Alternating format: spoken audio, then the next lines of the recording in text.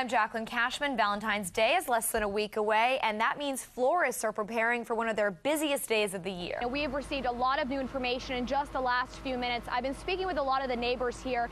All I can say is whoa. Okay, going outside, it is freezing. And it wouldn't be so bad if the beginning of the week wasn't so mild, and then all of a sudden, it hits you. Veronica, at least one lawsuit has been filed against the lawyer in question, but she tells the 22 News team that she's no scam artist, but instead has fallen on hard times. 127, 128, 144. There's no 142 Main Street here in East Hampton, which is the address provided to Yellow Pages. After 1 month of some very challenging undercover police work, 3 men are now behind bars and 15 guns are off the streets in Springfield.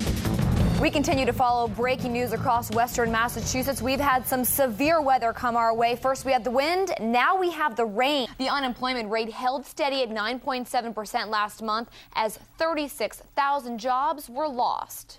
A tank tagged. Police are trying to figure out who put graffiti on a restored piece of history in Chicopee. The owner of Handyman has been going around town and finding roofers that aren't pulling permits on jobs and contacting law enforcement and the 22 News team. Well, you know the slogan, 22 News working for you. We're taking that to a whole new level tonight. We are inside of our production studio right now here at 22 News, where currently the chairs are empty, but in a short time from now, we will have 100 local residents here to ask anything they want of Governor Deval Patrick. We have a 1-hour special, a town hall meeting with the governor, where local residents can ask really whatever they want of the governor. It's a rare opportunity. We are following breaking news out of Connecticut. Police say a patient has shot and wounded a nurse supervisor in a Connecticut hospital. Police said the nurse suffered a non-life-threatening wound during an afternoon attack in the oncology department of Danbury Hospital. That's exactly right. Once Republicans realized that Hurricane Gustav didn't pack as much punch as originally thought, they've been going into full gear trying to make up for time lost during Monday's abbreviated schedule. After fighting this fire for about 2 hours, firefighters finally got the blaze under control and put out the flames, but the wounds for these local business owners and residents are still fresh at this time. Several Franklin County towns were under a state of emergency today as heavy snow caused some major problems. Sunderland officials set up an emergency operations center to take calls from those who needed it. Well, let's get to that point there in terms of national security.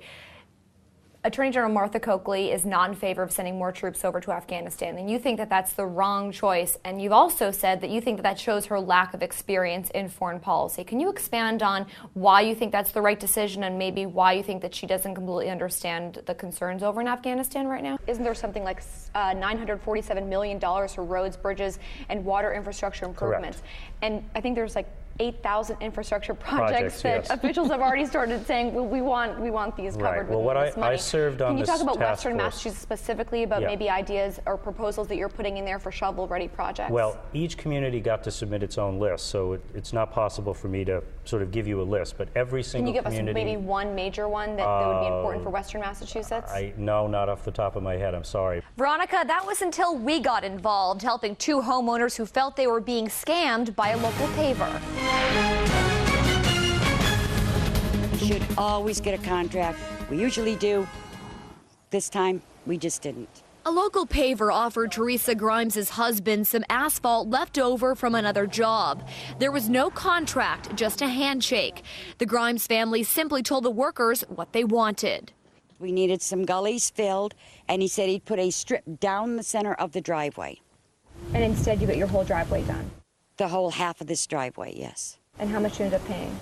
$2,100. But with nothing in writing, it became a he said, she said situation. And ended up having to put it on a charge card, which now will take us years to pay off. Once a paving company finished the job with the Grimes family, they came next door to Andy Johnson's house, told them he had some extra asphalt, and said they'd put it down in the driveway. Andy said okay.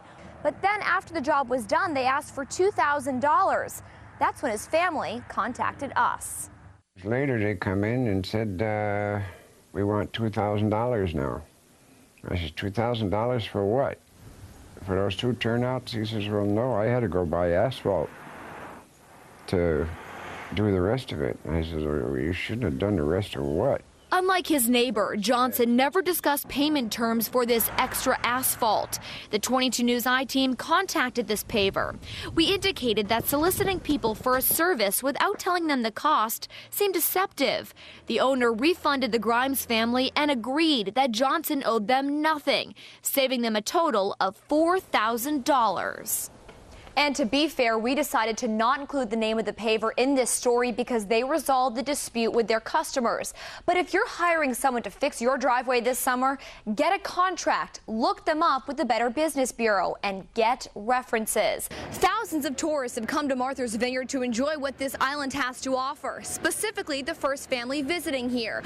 Now we actually have tax on liquor, which is something we didn't have before. So residents are definitely going over the border to New Hampshire. They're seeing huge sales increases at liquor stores. How much money do you think we're losing here in Massachusetts as a result of people going over the border? Well, 22 News is here at the ferry terminal on Martha's Vineyard, where we've been covering President Barack Obama's vacation here. But everything changed late last night when 22 News got word that Senator Ted Kennedy had passed away. He lost his long fight to brain cancer, but now he'll be remembered as the Lion of the Senate.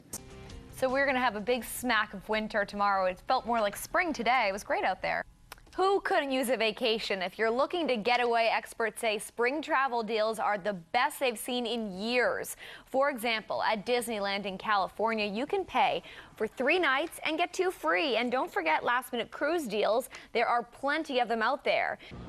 It is certainly not the news that Senator Ted Kennedy was hoping to hear from doctors. The cause of Saturday's seizure, a malignant brain tumor. The 76-year-old has been undergoing tests here at Massachusetts General Hospital since he was airlifted on Saturday. Malignant gliomas are a type of brain cancer diagnosed in about 9,000 Americans each year. The average survival can range from less than 1 year for very advanced and aggressive types, or about 5 years for different types that are slower going. His doctor is telling 22 News in a statement that the usual course of treatment includes combinations of various forms of radiation and chemotherapy. But the best course of treatment will be determined after further testing and analysis. Earlier today, Kennedy's colleague and longtime friend, Senator John Kerry, said he is pulling for his pal. That on behalf of Ted, everybody needs to pull for him and his family. And remember that this guy is one unbelievable fighter. 22 News was at the State House about an hour ago where we spoke with Governor Deval Patrick. He says he wishes the senator well.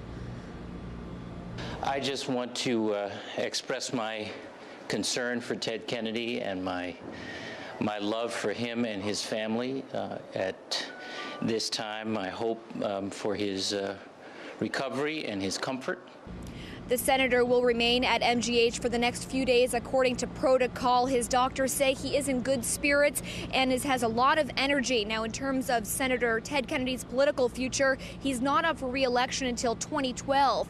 If he decided to resign, state law would allow a special election no sooner than 145 days and no later than 160 days after the seat became vacant. Now, 22 News has been following this story since the very beginning. On Saturday, when we first learned that Senator Ted Kennedy suffered a seizure, and now we know that that was the result of a malignant brain tumor. Be sure to stay with 22 News for the latest information. We are live in Boston. Jaclyn, Cashman, 22 News. A decades-old auto shop and restaurant severely damaged from a morning fire had neighbors running to the devastation to see it for themselves.